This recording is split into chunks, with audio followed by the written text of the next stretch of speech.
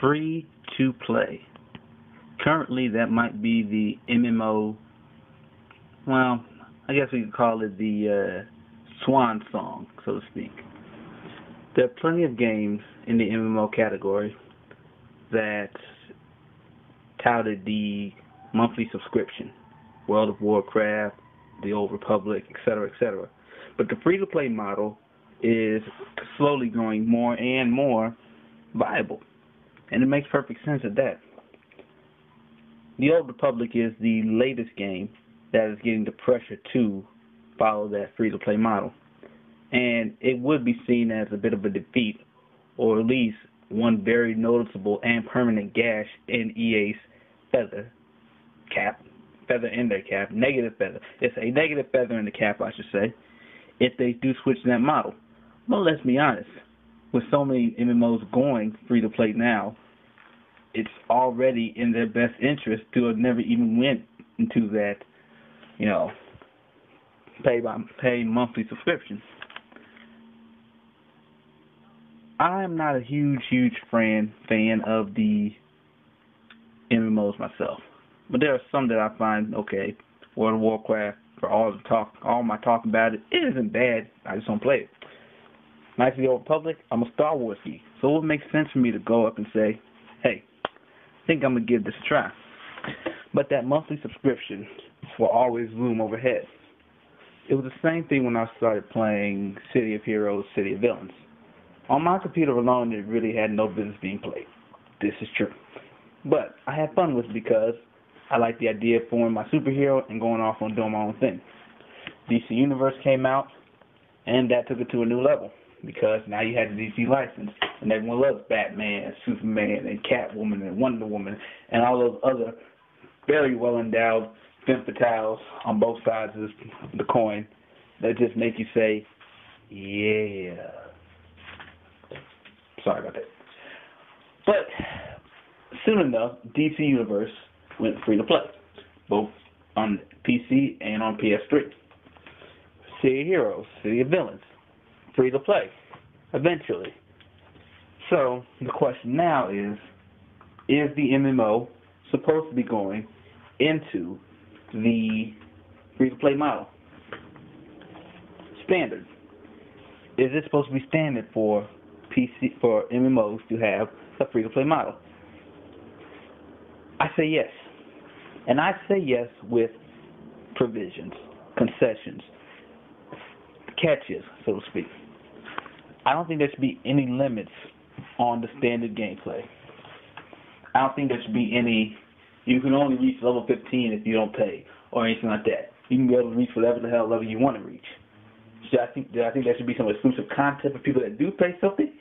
Yes, I do. Do I think there should be a accelerated level up system or something for people that pay? Yes.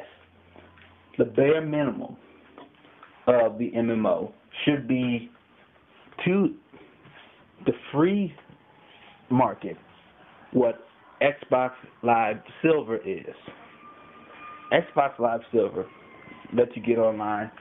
It lets you, buy DLC or watch or do all that stuff.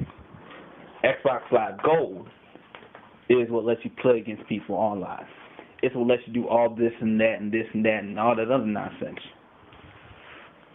But what we neglect to realize or understand is that we're not restricted from anything that is essential from the gameplay if all we have is Xbox Live Silver. You can make the argument that in Mass Effect 3, if you don't have an Xbox Live Gold and you can't do the multiplayer, meaning you can't get all the endings. That's an individual subject though. That's something for another day. And it gets into my whole reason why I think Xbox Live is stupid for, being a paid internet service. But that's not what this is about. This is about the MMO and my little 5-minute rant here. World of Warcraft is arguably, maybe not even arguably, undoubtedly, the biggest MMO in the world, period. It has spawned so many things. It is a part of the pop culture lexicon at this point. But if it ever goes free to play, it transcends even its own greatness. It becomes the James Cameron of video games. You know why James Cameron is so great? Because he broke his own record twice. Remember the Terminator, starring a Austrian guy named Arnold Schwarzenegger? Yeah, at one point that was the highest grossing movie in the world. You know what the next highest grossing movie in the world was that overtook that? Titanic. Titanic was a little film starring Leonardo DiCaprio and Kate Winslet, featuring a very, very important scene where she was drawn bucket naked, wearing nothing but a necklace. Yeah, I like that scene too. That was the next highest grossing movie. What was the next highest grossing movie? Avatar, featuring a lot of blue people and a very generic plot in my viewpoint. We're not going to get into that though. And at the end, what do we have? Who directed all these movies? James fucking Cameron. That's right. James Cameron is an anomaly in film for the fact that he can literally take any movie and break his own record in terms of highest grossing moneyness, and all that other shit. The point I'm making is, World of Warcraft can be even bigger than it already is, with the millions upon millions of users and all these people playing it. Celebrities, non-celebrities, geeks, nerds, jocks, everybody, from the tallest to the smallest and everybody in between. Why? Because they see it, they hear it, and they're just like, this is World of Warcraft. And some people would argue that the closest competition to it right now is Star Wars: The Old Republic.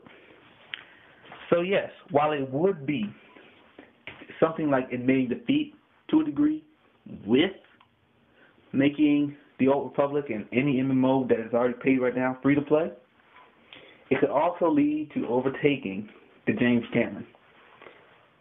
I guess that means it would be a Catherine Bigelow. Bonus points to whoever can understand that reference.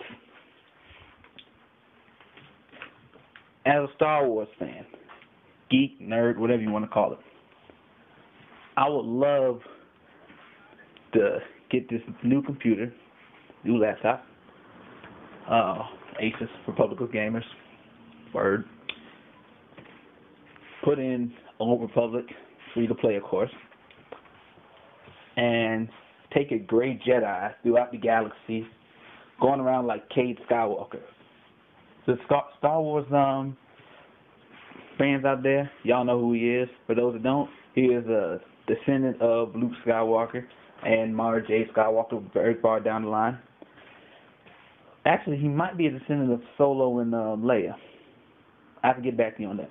No, wait. It would have to be... No, wait.